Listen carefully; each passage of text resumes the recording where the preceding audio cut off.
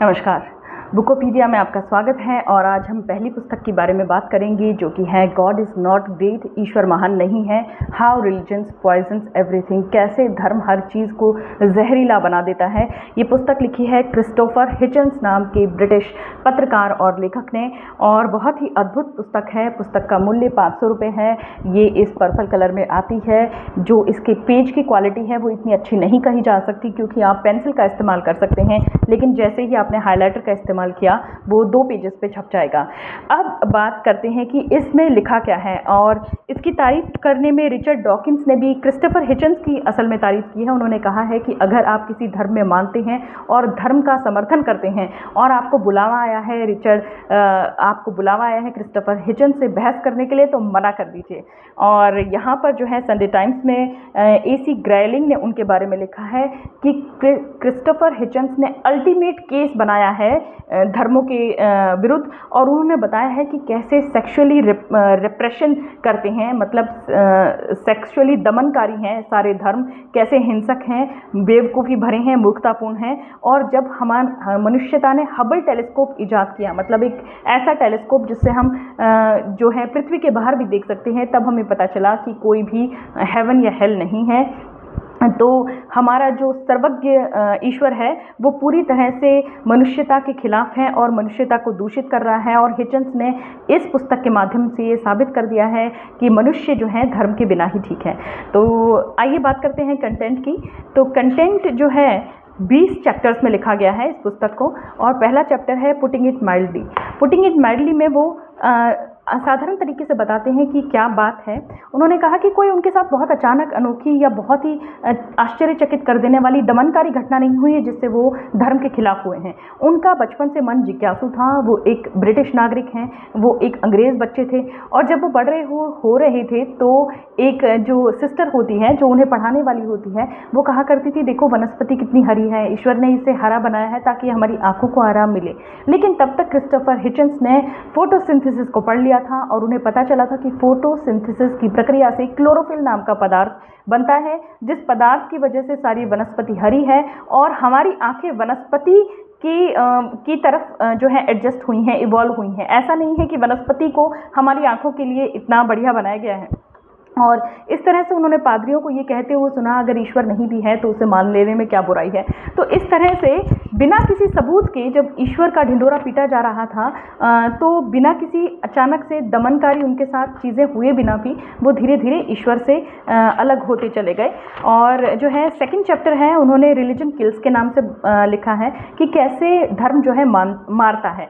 तो इन्होंने ये बताया कि हर धर्म के पीछे एक पागलपन रहता है। वो पागलपन है कि जो है पृथ्वी खत्म होने वाली है या हम सब खत्म होने वाले हैं और वो उसकी सही वजह नहीं जानते हैं कि क्यों खत्म होने वाला है और कब खत्म होने वाला है। वो बस ये अनुमान लगाते रहते हैं कि खत्म होने वाला है और जब चूंकि सब कुछ खत्म ही होने वाला है तो क्यों ना हम अपने धर्म के लिए लड़ें। और कोई जजमेंट डे की बात करता है, कोई क़यामत के दिन की बात करता है। अब इन्होंने रिलीजन किल्स में बताया है कि जैसे पाकिस्तान के एक साइंटिस्ट थे परवेज़ हुदबॉय और हबीबी हैं, जो परवेज़ हुदबॉय कहते हैं कि ये पागलपन, जो धार्मिक पागलपन है वो पाकिस्तान में इतना ज़्यादा है कि न्यूक्लियर धमाके से जो है न केवल भारत पाकिस्तान बल्कि बहुत बड़ा क्षेत्र नष्ट हो सकता है। लेकिन वो लोग ये कहते हैं कि जब सब कुछ नष्ट होने ही वाला है तो ये क्यों ना किया जाए। इस तरह से आतंकवादी हमलों के बारे में उन्होंने जिक्र किया कि जैसे हर धर्म जो है आतंकवादी और टेररिज्म का दोषी रहा है, हर कोई धर्म। जैसे सिर्फ इस्लाम 9/11 का दोषी नहीं है, मुसलमानों में तो सेक्टेरियन वायलेंस बहुत ज़्यादा है। शिया और सुन्नी आपस में लड़ते ही रहे हैं। जैसे तालिबान जो है वो सुन्नी इस्लामियों का गढ़ है और जो ईरान है वो शिया इस्लामियों का गढ़ है और जो सद्दाम हुसैन थे वो शिया मुस्लिम थे और जो कुर्दिस्तान में उन्होंने लड़ाई की वो सुन्नियों से लड़ाई की। इस तरह से सेक्टेरियन वायलेंस भी है। प्रोटेस्टेंट्स और कैथोलिक्स भी हमेशा से लड़ते आए हैं और खूनी लड़ाइयाँ उनमें हुई हैं। जैसे रवांडा में जो है प्रोटेस्टेंट और कैथोलिक्स के बीच में लड़ाई हुई और सदियों से होती आई है। रिलीजन किल्स में उन्होंने ये भी बताया है कि कैसे जो रिलीजन है वो सेक्सुअल रिप्रेशन मतलब दमनकारी है, संभोगों को लेकर, जेनिटल्स को लेकर ऑब्सेस हैं, हमारे जननांगों को लेकर पागल हैं और इसलिए इन्हें हमारी सेक्सुअल इच्छाओं को दमन करने के लिए जो है वो सर्कमसिशन का इस्तेमाल करते हैं, जो कि अपने आप में ही एक बच्चे को मारने के बराबर है।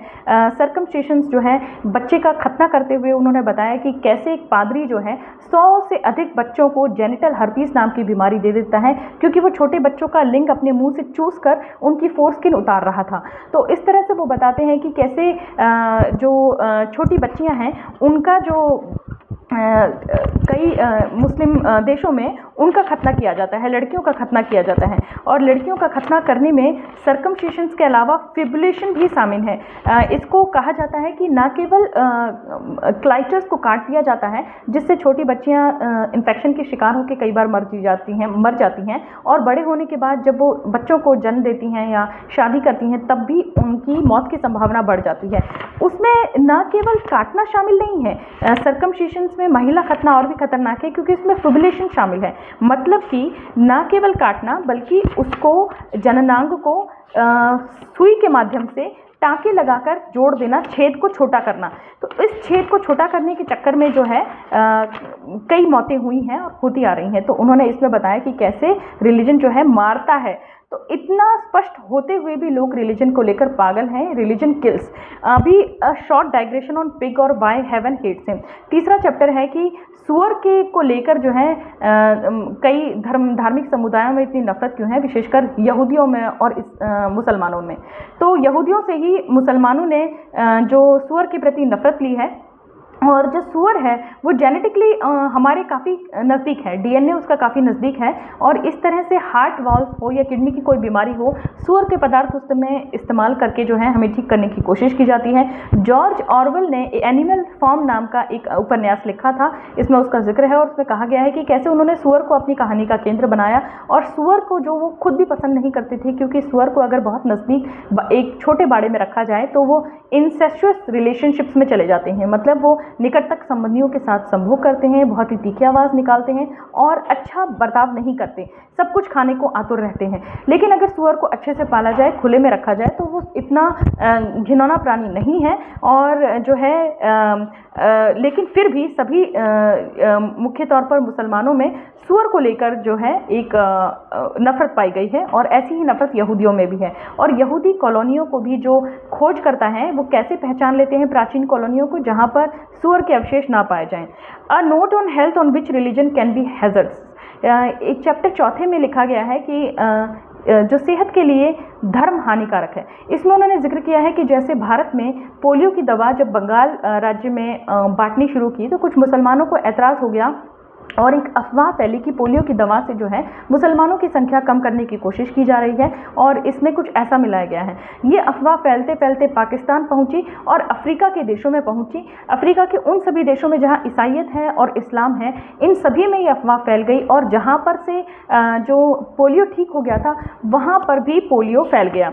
अभी जो है इस तरह से जो है प्रगति का विरोध है, कैसे धर्म इस तरह से हेल्थ हैजर्ड्स आते हैं। पहले भी इन्होंने बताया कि किस तरह से बहुत सारे अब देखिए ऑर्जीज ऑफ स्टुपिडिटी एंड क्रुएलिटी। इन्होंने जो धर्म है उसको एक ऑर्जी सेक्स पार्टी से तुलना की है, क्रूरता और मूर्खता की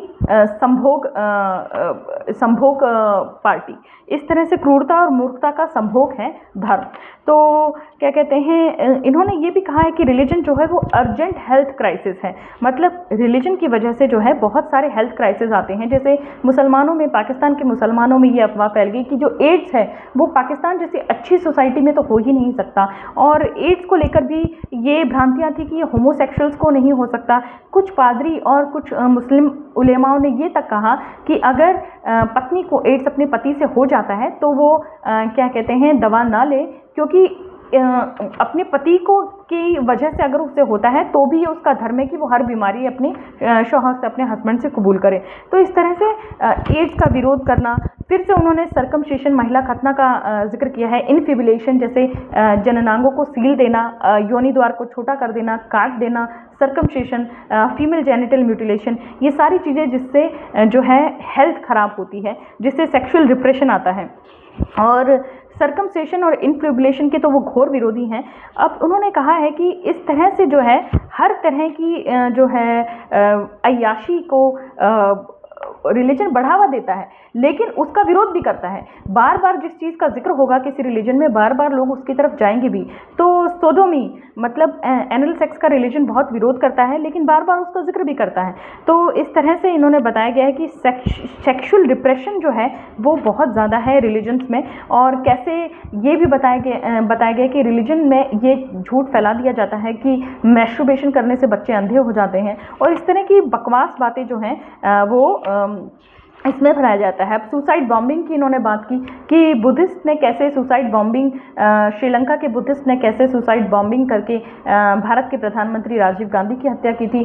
कैसे सुसाइड बॉम्बिंग को जो है रिलीजन्स बहुत ही ज़्यादा पसंद करते हैं, जबकि वो सुसाइड का विरोध करते हैं। वो कहते हैं कि ये जो स्वयं हत्या है, आत्महत्या पाप है, लेकिन धर्म के लिए मर जाने का वो बहुत वकालत करते हैं।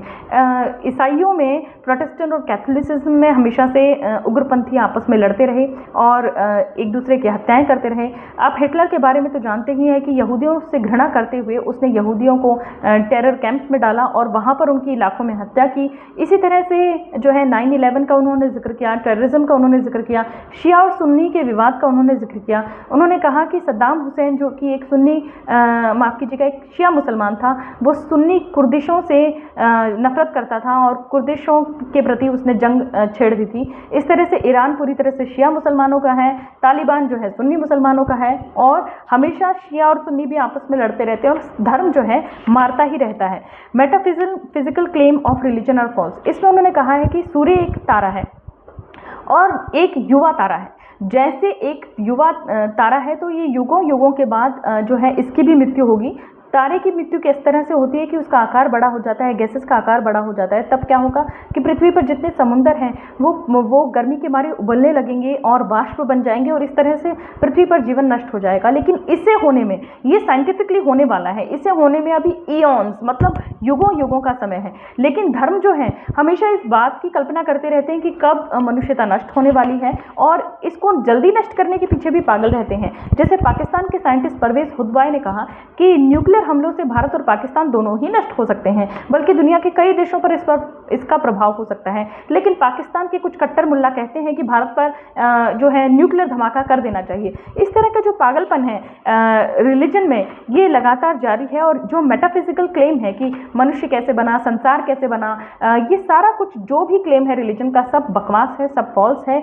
डार्विन ने जब इवोल्यूशन की खोज की तब उसने पाया कि मनुष्य इवॉल्व हुआ है। जो धार्मिक कहानियां हैं, जो किसी भी धर्म की धार्मिक कहानियां हैं कि मनुष्य बना कैसे, वो सारी की सारी कहानियां फर्जी पाई गई क्योंकि इवोल्यूशन एक सच था। लेकिन हर बार जो भी साइंटिस्ट हैं, लेखक हैं, विचारक हैं, वैज्ञानिक हैं या व्यंग्यकार, साहित्यकार जितने भी हैं, जो भी फ्री थिंकर्स हैं, वो हमेशा रिलीजन के सामने या तो अपनी बात खुलकर नहीं रख पाते या थोड़ा सा दबके रखते हैं, क्योंकि रिलीजन जो है हर बार एक उग्रपंथ का जो है रूप धारण कर लेता है। जैसे चार्ल्स डार्विन ने जब इवोल्यूशन की खोज की तो उसने कहा कि ईश्वर के आशीर्वाद से उसे पता चला है कि हम कैसे इवॉल्व हुए हैं।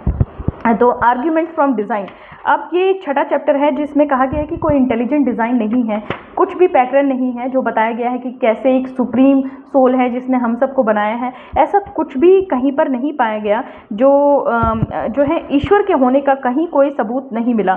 और जो है इस तरह से झूठी कहानियाँ लगातार गढ़ती जाने लगी। जो एक्सट्रीम परफेक्शन है, जो डीएनए है हमारा, उससे पता चलता है कि आज भी हम उस सिंगल सेल से मिलते हैं जिससे हम बने हैं। तो क्या कहते हैं, इन्होंने ये बताया है कि जैसे लगातार रिलीजन जो है मम्बो जम्बो से भरा हुआ है, मतलब बहुत ही अटपटी कहानियों से वो भरा हुआ है और लगातार हियर से, मतलब ये कहानियाँ एक ने दूसरे को, दूसरे ने तीसरे को, और युगों युगों तक चलाई गई। जैसे मोहम्मद के मृत्यु के 150 साल बाद तो जो है कुरान जाके कंपाइल की गई, ऐसे ही जीसस की मृत्यु के कई सौ साल बाद जाकर ये बताया गया कि उन्होंने बाइबल में क्या कहा था। इस तरह की जो है इन्होंने बातें बताई और कहा कि रिलीजन जो है हमेशा दूसरों के ऊपर अधिकार जताने की कोशिश करता है, उनकी लाइफ को माइक्रो मैनेज करने की कोशिश करता है, उनका सेक्सुअल बिहेवियर कैसा हो, वो क्या खाएंगे, कैसे कपड़े पहनेंगे, क्या उनकी डाइट होगी, सब कुछ जो है रिलीजन एक टोटलिटेरियनिज्म है, मतलब सब कुछ डिसाइड करने की कोशिश करता है। और revelation the nightmare of the old testament, अब इन्होंने ओल्ड टेस्टामेंट जो ईसाइयों का है उसका जिक्र किया है। असल में ओल्ड टेस्टामेंट को यहूदी भी मानते हैं, ईसाई भी मानते हैं और जो है मुस्लिम भी मानते हैं। अब ओल्ड टेस्टामेंट में इन्होंने बताया है कि किस तरह से इस तरह की ऐसी बातें कही गई जिसकी वजह से लाखों लोगों की जान गई। जैसे ओल्ड टेस्टामेंट में ये कहा गया, Thou shalt not suffer a witch to live, मतलब आपको जीने की परेशानी नहीं होनी चाहिए क्योंकि कोई जादूगरनी जीवित है। और इस वजह से ऐसी महिलाएं जो रिलीजन को या इनकी उग्रपंथी विचारधारा को नहीं मानती थी, किसी को भी डायन करार देके, जादूगरनी करार देके जिंदा जला दिया जाता था। और जो है इस तरह से जो है ओल्ड टेस्टामेंट में बड़ी क्रूरता भरी बातें लिखी थी, जिस वजह से क्रूसेड्स कहते हैं उन हमलों को जो ईसाइयत को फैलाने के लिए किए गए। और क्रूसेड्स में प्राचीन काल में लाखों लोगों की जान गई। और इसमें यह बताया गया है कि रिलीजन जो है एक टाइम और प्लेस पर आधारित है, मतलब एक पुरानी घिसी पिटी फिलॉसफी है जो अब तक पीटे जा रही है। ये क्रूअलिटी और स्टुपिडिटी है, मतलब मूर्खता है और जो है क्रूरता है। और इसकी जो क्लैरिटी है, इसमें कोई क्लैरिटी नहीं है, एक दूसरे को काटती हुई बातें हैं। जैसे लव दाई नेबर, अपने पड़ोसी से प्यार करो, और एक तरफ कहा गया है कि विचेस को मार डालना है, एक तरफ कहा गया है कि जो ईसाइयत को नहीं मानते उनको मार डालना है। और इस तरह से क्रूसेड्स कहा गए। और एक और चीज़ है इंक्विजिशन होता था न्यायिक जांच बिठाना, मतलब रिलीजन हमेशा इस शंका में रहते हैं कि कोई उनका ठीक से पालन कर भी रहा है कि नहीं। इंक्विजिशन ऐसी जांच होती थी जिसमें एक व्यक्ति ने सही तरह से ईसाइयत को कबूल किया या नहीं किया, इस बारे में जांच बिठाई जाती थी। और इस इंक्विजिशन में भी लाखों लोग मारे गए थे। भारत के गोवा राज्य में भी इंक्विजिशन का एक इतिहास रहा है, जिसमें इंक्विजिशन बिठाने वाले जो है सेंट जेवियर, जिन्होंने इसकी शुरुआत की थी, वो भी लाखों लोगों की हत्या के दोषी हैं। The new testament exceeds the evil of the old one. अब ईसाइयों ने एक नया टेस्टामेंट निकाला कि नहीं हम पिछले वाले में सुधार करेंगे, लेकिन वही गलतियां, वही क्रूरता, वही मूर्खता जो है दोबारा और वही घिसी पिटी कहानियां जो हैं रूप बदल कर आती रही और इसमें कुछ भी नहीं बोला। इसमें कहा गया कि रिलीजन एक कमज़ोर आइडियोलॉजी है। जैसे आपने देखा होगा, मैंने आधुनिक जीवन में भी देखा कि एक व्यंग्यकार की बात से कुछ लोग इतना ज़्यादा उग्र हो गए कि आपने गणेश जी पर ऐसा क्यों कह दिया, वैसा क्यों कह दिया, और जो है इस तरह की चीज़ें होने लगी। तो जो है रिलीजन जो है हमेशा ऐसे रहता है। अब रिलीजन में कहानियों को रिवर्स इंजीनियर किया गया है, मतलब इसमें इन्होंने शब्द रिवर्स इंजीनियर का मतलब किया है कि पहले कोई भविष्यवाणी की चर्चा की जाती है कि उस भविष्य में ऐसा होगा, और बाद में एक मसीहा को उत्पन्न कर दिया जाता है कि उसके साथ जो भविष्यवाणी थी वो ऐसे वैसे घटित हुई। ऐसी भविष्यवाणियों के भंडार जो है ईसाइयत में भी हैं, मुस्लिम्स में भी हैं और हिंदुओं में भी हैं, और अलग अलग जो है चीज़ें ऐसी पाई गई। और इसमें ये कहा गया कि एसेक्सुअल बर्थ को लेकर भी एक पागलपन है कि जैसे जो प्रोजिन्स होते हैं, एक शब्द है, इसका मतलब है कि बिना सेक्स के जो है संतान करना। ये मनुष्यों में संभव नहीं है, ये कुछ प्राणियों में पॉसिबल है, लेकिन जो है हर रिलीजन ये दावा करता है कि उनका जो मसीहा है, उनका जो प्रॉफिट है, वो इस तरह से दुनिया में आया है।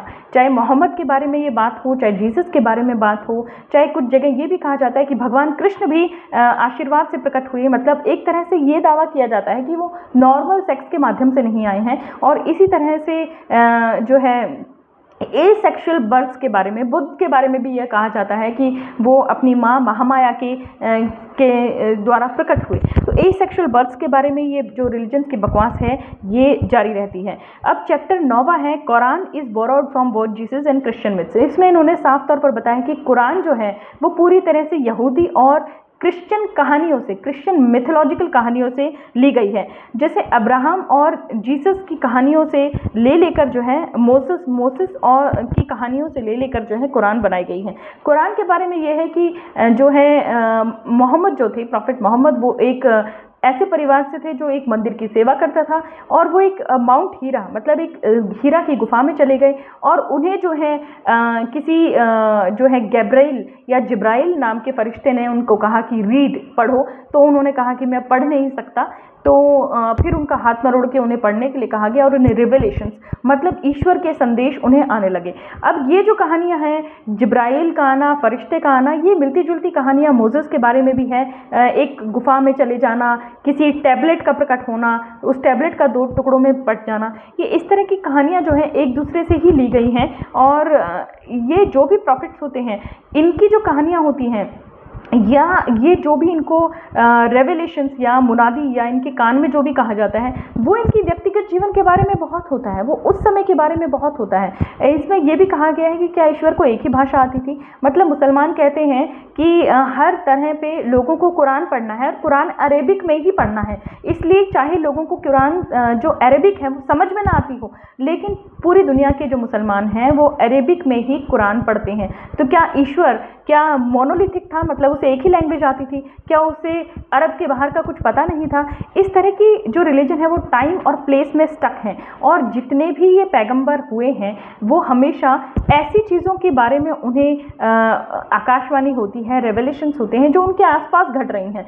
तो वो रिलीजन हमेशा के लिए कैसे लागू हो सकता है? जैसे मोहम्मद को कुछ इसमें ये भी कहा गया है कि मोहम्मद को जब भी कोई नई लड़की एज अ वाइफ चाहिए होती थी तो उसको एक नई भविष्यवाणी हो जाती थी कि तुम ऐसा कर लो, तुम वैसा कर लो। जब भी कुछ झगड़ा होता था उस ट्राइबल्स में आपस में, तब भी उसे एक नई भविष्यवाणी हो जाती थी। ऐसे ही इन्होंने आगे जिक्र किया है कि कुरान जो है पूरी तरह से कट कॉपी पेस्ट मारा गया है यहूदियों से और ईसाइयों से, और जो है हदीस जो है मोहम्मद के जीवन काल के कई वर्षों बाद उसके जीवन काल के बारे में जो लिखा गया, बार बार अगर आप उसे पढ़ेंगे तो भी, या एक बार पढ़ेंगे तो भी ये स्पष्ट हो जाएगा कि ये उस वक्त के जीवन के बारे में, उनके आसपास की घटनाओं के बारे में ही है, ये हमारे जीवन के बारे में बिल्कुल नहीं है। तो देखिए, इसमें बहुत सारी कॉन्ट्राडिक्टरी बातें भी रिलीजन में है। जैसे कि मक्का को बंद कर दिया गया है ऐसे लोगों के लिए जो मानते नहीं हैं, मतलब जो मुसलमान नहीं हैं, लेकिन ये भी कहा गया है कि इस्लाम सबके लिए है और ईश्वर अल्लाह सबके, जो अल्लाह है वो सबके लिए है। तो Mecca is close to unbelievers which somewhat contradicts the claim to universality. अगर ये सबके लिए है तो फिर नॉन बिलीवर्स के लिए बंद क्यों है? ये इस तरह की बातें हैं। तो जो एक बार इस चैप्टर से फिर साबित हो जाता है कि जो फेथ है, जो विश्वास है, वो फ्री इंक्वायरी, मतलब उसके बारे में कुछ आप फ्री नहीं समझ सकते। इमेंसिपेटिंग मतलब मुक्तिदाता नहीं है, वो आपको फ्री इंक्वायरी नहीं करने देता, कोई मुक्ति नहीं छोड़ता, बस आपको कहता है कि बंध जाओ, उसी विश्वास को मानो। तो tardiness of miraculous and the decline of health, poor cheap quality. Tardiness का मतलब होता है चीप क्वालिटी का, तो चीप क्वालिटी का के होते हैं रिलीजन, और ये दावा करते हैं कि हमें चमत्कार मिला है। अब इसमें इमैनुअल कांट नाम के एक व्यक्ति का जिक्र है जो कि फिलोसफर थे। तो उसमें कहा गया है कि जब भी कोई बहुत बड़ा दावा हो तो उसके लिए बहुत बड़ा सबूत भी पेश करना होता है, लेकिन रिलीजन का कोई दावा बिना किसी सबूत के ही चल रहा है। बिना किसी सबूत के जो है हज़ारों लोगों को या लाखों लोगों को ये मानने के लिए मजबूर किया जाता है कि नहीं नहीं रिलीजन है या धर्म है। अब इसमें कहा गया है कि ईश्वर को ओमनीपोटेंट यानी कि सर्वशक्तिमान माना जाता है, ओमनीसेंट सर्वज्ञ माना जाता है, ओमनी प्रेजेंट मतलब सर्वभूत, भूत भविष्य वर्तमान हर जगह पर ईश्वर है ऐसा माना जाता है। लेकिन इस बात का कोई जो है प्रमाण मौजूद नहीं है। तो बिना प्रमाण के ही आप ये मानते रहें कि ईश्वर है, वो हमेशा से है, पहले भी था, आज भी है, कल भी रहेगा, सर्वशक्तिमान है, उसको सब पता है, सर्वज्ञ है। लेकिन कितनी सारी भ्रांतियां हैं कि अगर वो सर्वशक्तिमान ईश्वर है तो जो है उसके होने का कोई सबूत क्यों नहीं है? तो इसमें से एविडेंस का जिक्र किया गया है, और इतना कुछ होने का सबूत जो है कुछ भी नहीं है। और ये जो चमत्कारों की बात है, ये बताया गया है कि कैसे चमत्कार मिरेकल्स की बात की जाती है। जैसे हमारे यहाँ पर जो मदर टेरेसा थी, उन्हें संत की उपाधि देने की बार बार कोशिश की जाती है, लेकिन संत की उपाधि उन्हें अभी तक नहीं मिली है। और लोग रिलीजियस दावे झूठे भी करते रहते हैं। जैसे 2 नन्स थी, उन्होंने मोनिका बसरा नाम की महिला के नाम से मशहूर कर दिया कि जब मदर टेरेसा की मृत्यु हुई थी तो जो वो लॉकेट पहनती थी वो लॉकेट उन्होंने मोनिका बसरा के गर्भ पर छुआ तो मोनिका बसरा का गर्भ का कैंसर यानी यूट्रीन कैंसर ठीक हो गया। लेकिन मोनिका बसरा के घर पर जब पीपली लाइट जैसा एक शो चल पड़ा और बहुत सारा मीडिया इकट्ठा हो गया कि मदर टेरेसा के लॉकेट का वो चमत्कार है, तब पता चला कि जो मोनिका बसरा और उसके पति ने कहा कि वो आधुनिक मेडिसिन की मदद से यूट्रीन कैंसर से निजात पाई है। आधुनिक मेडिसिन मतलब हिस्टेक्टमी यानी गर्भाशय को निकाल देना, कीमोथेरेपी करना और इस तरह की चीज़ों से वो जो है यूट्रीन कैंसर से छुटकारा पाई है, ना कि किसी चमत्कार से।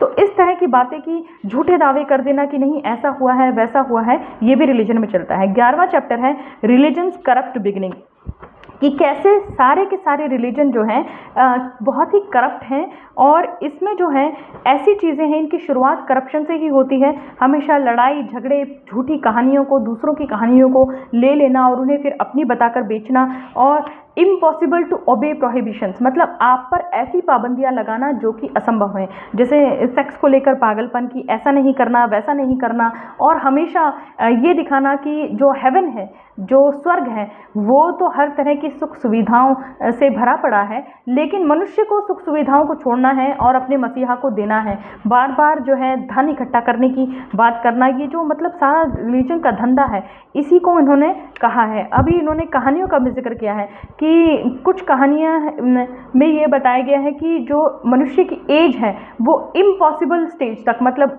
अब्राहम कितने वर्ष तक जिए, उनकी पत्नी कितने वर्ष तक जी, एडम कितने वर्ष तक जिए, कोई 150 साल बोल रहा है, कोई 200 साल बोल रहा है। तो इस तरह की बातों का उन्होंने जिक्र किया है।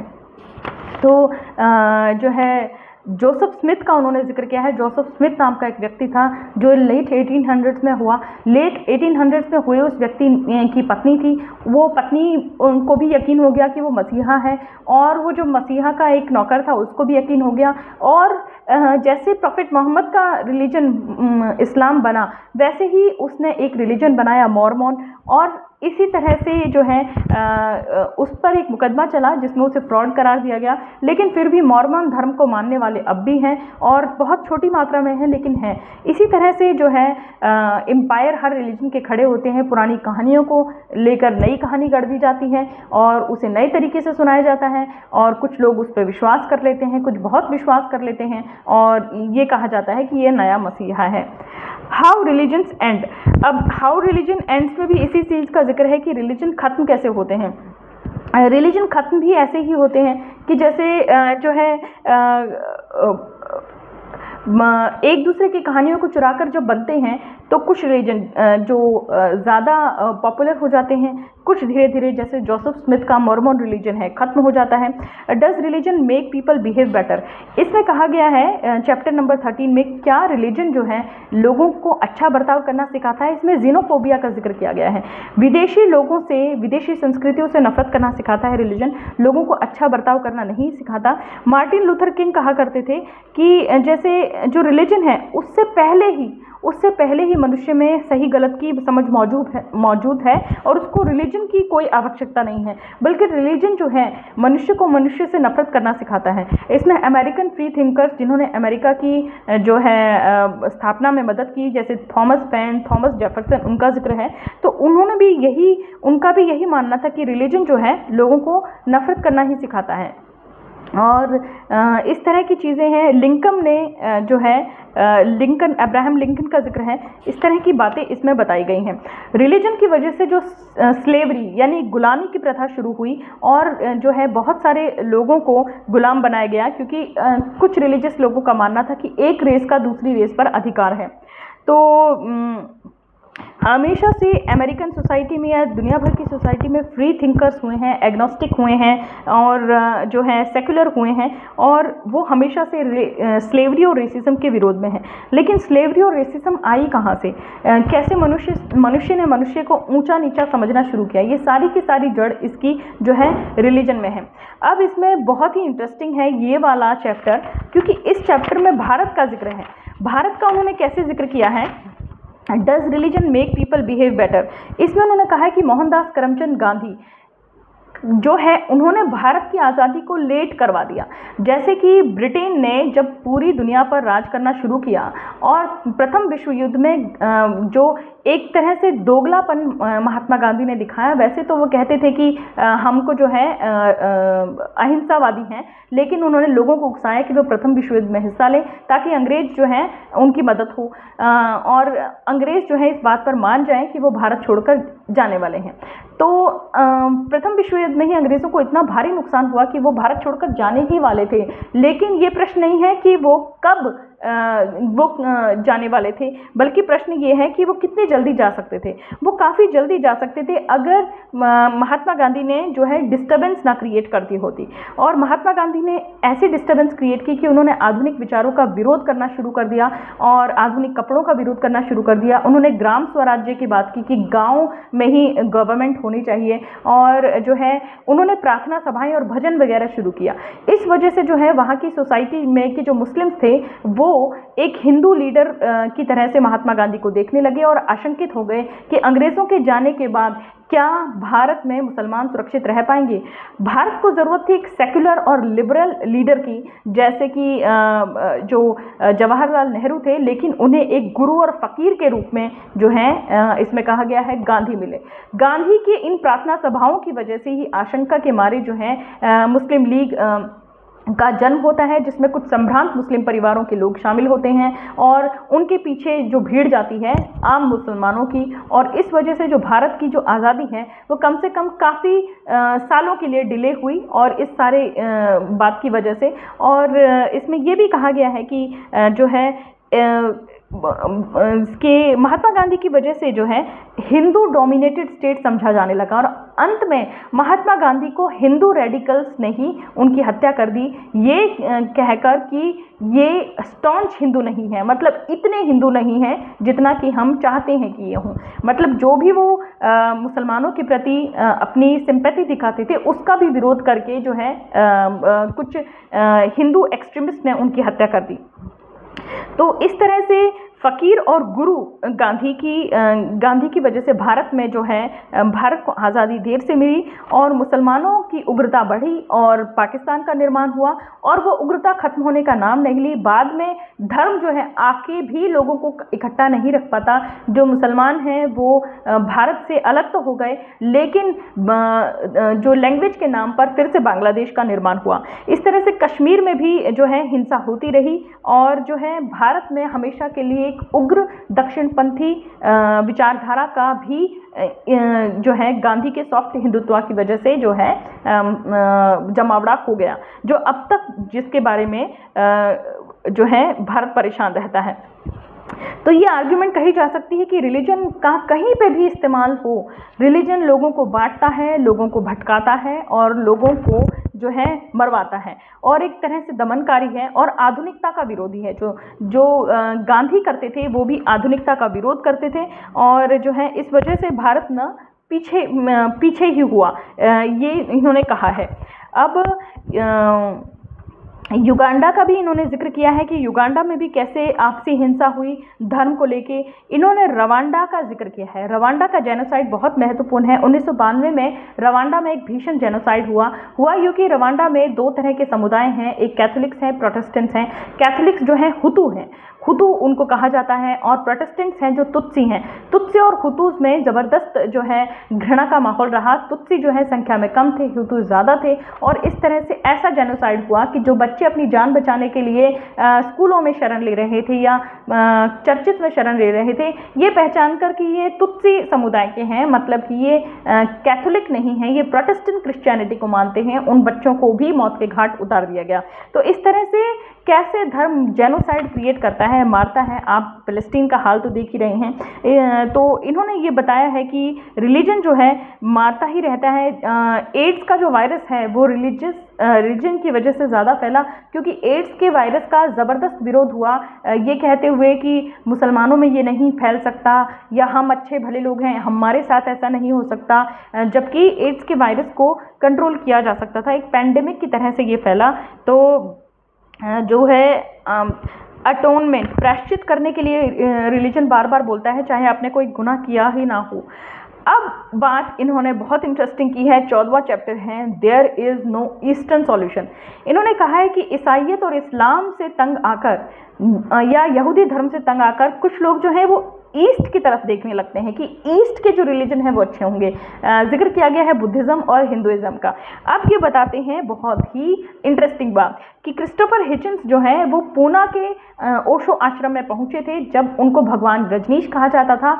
और पूना जो है बम्बई के पास हिल्स में, पहाड़ियों में बसा हुआ शहर है। उन्होंने बताया कि उस आश्रम में ये लिखा गया था कि आप अपनी चप्पलें और अपनी बुद्धि बाहर छोड़ कर आएँ और जो है अपनी, अब उन्होंने ये सोचा कि ये जो माइंड को बाहर छोड़ना है, क्या माइंड एक ऐसी चीज़ है जिसे डिस्कार्ड कर दिया जाए, फेंक दिया जाए। अब वो जब अंदर गए तो उन्होंने पाया कि आश्रम में एक महिला को निर्वस्त्र कर दिया गया, उसे पूरी तरह से नेकेड कर दिया गया। और after she got stripped naked, जब उसके एक एक बदन से एक एक कपड़ा ले लिया गया था, तब उसे पुरुषों ने घेरा हुआ था और पुरुष उसे उसके शारीरिक और उसे उसके दिमाग में जो कमी है उसके लिए कह रहे थे कि नहीं, तुम ईश्वर को स्वीकार करो, ऐसे करो, तुम शरण में आओ, वैसे आओ। और वो महिला फूट फूट कर रोने लगी और जो है बाद में उसको उसके कपड़े दिए गए और तब उन पुरुषों ने उसे गले से लगा लिया कि अब तुम मुक्ति हुई हो। तो इस तरह का एक पागलपन, एक सेक्स को लेकर पागलपन उन्होंने ओशो के आश्रम में देखा।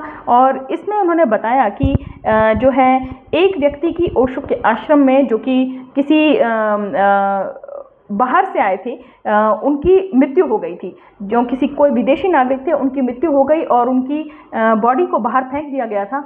इसके बाद जो है ओशो का विरोध होने लगा। जब वो उन्हें भगवान रजनीश के नाम से जाना जाता था, ऐसा विरोध होने लगा कि इन्होंने अपना वो आश्रम छोड़ दिया और अमेरिका के एंटलिप ऑर्गेन में आकर बस गए। और वहाँ पर जो है ये ऑरेंज कपड़े पहनने वाला समूह जो है बंदूकधारी बनने लगा और जो है वहाँ के लोगों ने ज़बरदस्त विरोध किया। और उसके बाद जो है धीरे धीरे ये किसी तरह से जोन्स टाउन होने से बचा।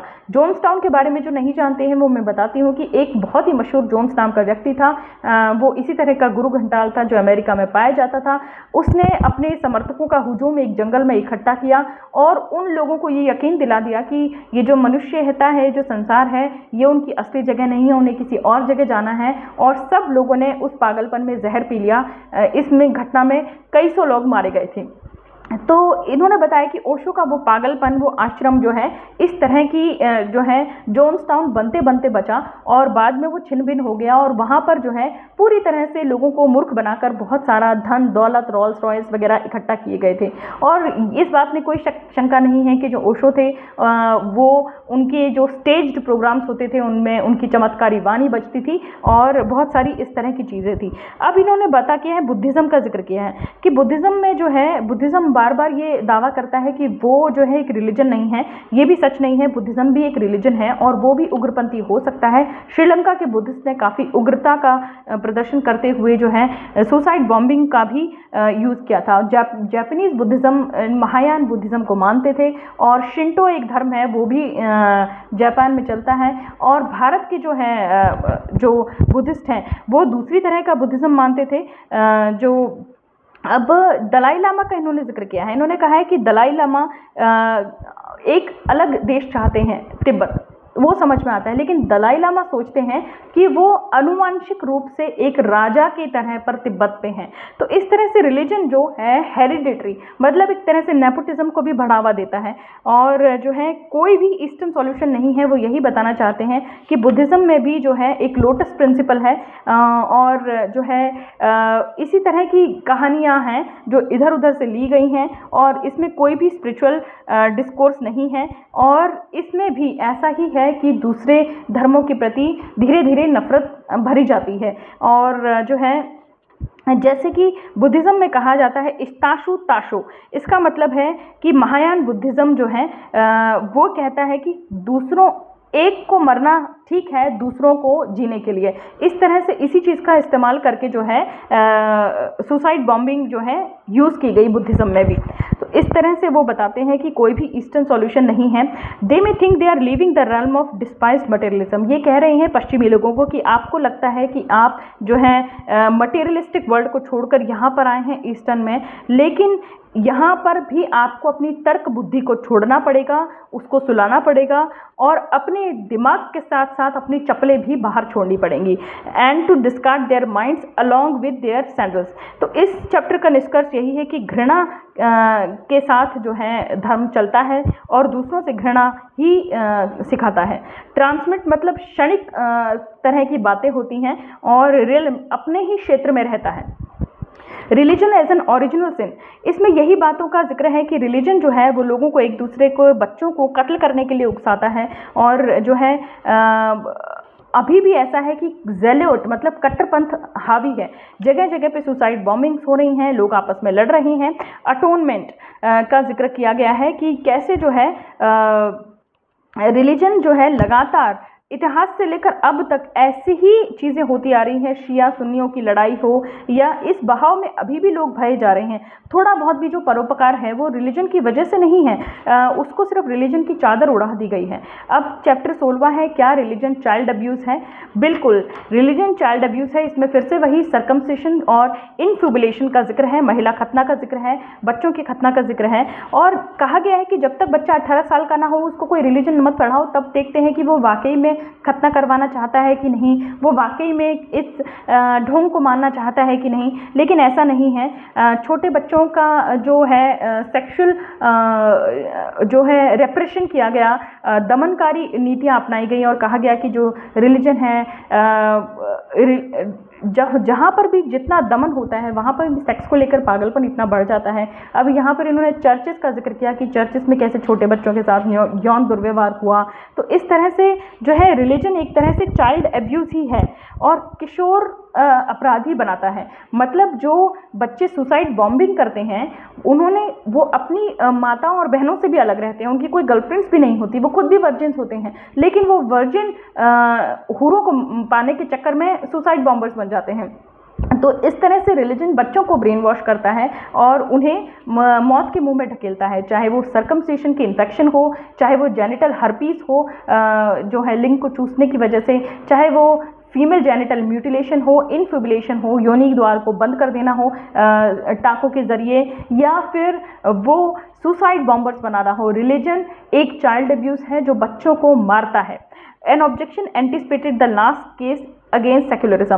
अब एक है कि बहुत सारे लोग हैं ये दावा करते हैं कि अरे भाई रिलीजन ने बुरा किया है लेकिन फासिज्म भी तो ऐसा ही है, फासिज्म से ऐसा हुआ है, टोटलिटेरियन भी ऐसा है, कम्युनिज्म भी ऐसा है। यहाँ पर वो कहते हैं कि फासिज्म यानी कि जो हिटलर की विचारधारा थी, हिटलर की विचारधारा ईसाई धर्म से प्रभावित थी। पहली बात तो हम ये मना नहीं कर सकते कि फासिज्म का जो है ईसाइयत से गठजोड़ नहीं रहा है।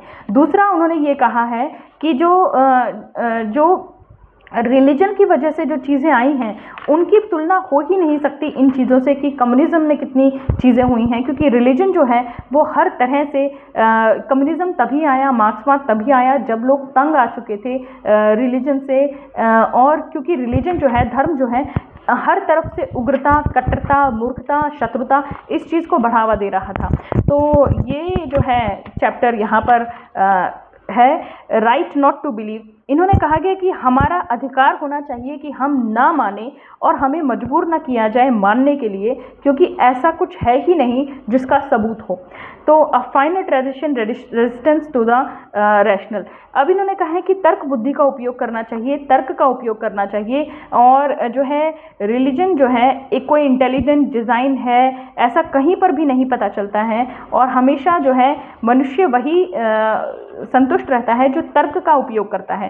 और इसके बाद में इन्होंने स्पिनोजा नाम के व्यक्ति का जिक्र किया, बरूच स्पिनोजा, जिन्होंने जो है प्राचीन काल में काफ़ी बातें लिखी थी। इस तरह की चीज़ें जो हैं, मतलब वो फिलॉसफर थे, और जहाँ पर फिलॉसफी का जन्म होता है वहाँ रिलीजन की मृत्यु हो जाती है, क्योंकि जो फिलॉसफी है वो काफ़ी चीज़ों के बारे में सोचती है, फ्री थिंकिंग के बारे में सोचती है। अब इन्होंने गैलीलियो वगैरह बहुत सारे लोगों का जिक्र किया, और जो है इन्होंने कांट का, इमैनुअल कांट का जिक्र किया जो कि एक विचारक थे, और ऐसे बहुत सारी इन्होंने बातें बताई हैं कि तर्क जो है वो हमेशा से रहा है। रिलीजन के अगेंस्ट जो लोग रहे हैं, एंटागनिस्ट हों, एथिस्ट हों, वो हमेशा से रहे हैं, लेकिन उनकी आवाज़ धीमी और परसिस्टेंट थी। परसिस्टेंट मतलब लगातार मेहनत करते रहना। वो हर सदी में बात कहते रहे। भारत में भी इस तरह की विचारधाराएं हुई हैं, जैसे कबीर हर धर्म का विरोध करते थे और मनुष्यता को, ह्यूमैनिज्म को जो है बढ़ावा देते थे।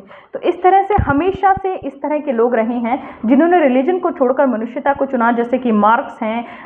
मार्क्स ने जो है अमीर गरीब के भेदभाव पर की वजह से जो है मार्क्सिज्म आया और मार्क्सिज्म ने भी जो है रिलीजन को छोड़ा। अब चैप्टर 19 आ गया है इन कंक्लूजन ये है कि हमें एक न्यू इनलाइटनमेंट की ज़रूरत है। इसका मतलब ये नहीं है कि हमें कोई नया मसीहा चाहिए, कोई नया धर्म चाहिए। इसका मतलब ये है कि हर मनुष्य को तर्क बुद्धि से जीवित रहने का अधिकार है। ऐसा नहीं कि हमने किसी भी बात का विरोध किया तो लोग हमें मारने के लिए दौड़ पड़े। अब इन्होंने जिक्र किया है कि जैसे कार्टून छप जाने से कई जगह पर दंगे हो गए थे, मोहम्मद के कार्टून छप जाने से कई जगह पर जो है सलमान रश्दी को मारने के लिए सुपारियां दी गई, जैसे आयतुल्ला खामेनी ने सुपारियां दी। कई जगह सैटेनिक वर्सेस की जो बुक है वो प्रतिबंधित है। और इस तरह से इन्होंने कहा कि इनलाइटनमेंट का मतलब ये नहीं है कि हमें कोई मसीहा चाहिए। इनलाइटनमेंट का मतलब सिर्फ ये है कि हर व्यक्ति को साइंटिफिक रैशनल अप्रोच अपनाने का अधिकार होना चाहिए और उसे मजबूर ना किया जाए कि वो इन झूठी कहानियों, क्रूर और मूर्खतापूर्ण भरी बातों को स्वीकार करे। और कहीं पर भी सेक्सुअल लाइफ में फेयर और रेप्रेशन नहीं होना चाहिए, मतलब कि दमनकारी और डरा देने वाली चीज़ों का उपयोग नहीं करना चाहिए। और ये भी बताया कि जो है अपने आप को जानना और ब्रह्मांड को जानना ही जो है काफ़ी है। अब लास्ट में जो है एक्नॉलेजमेंट इन्होंने लिखी है और एक्नॉलेजमेंट में इन्होंने अपने सभी मित्रों और सहयोगियों का जो है वो किया है। ये वीडियो थोड़ा लंबा हो गया क्योंकि पुस्तक थी ही इतनी बढ़िया कि जो है मैंने भी कोशिश की कि मैं गागर में सागर भरूं और जो है उम्मीद है इस कोशिश में मैं कामयाब रही। अगर आपको वीडियो पसंद आए तो चैनल लाइक, शेयर, सब्सक्राइब ज़रूर कीजिएगा।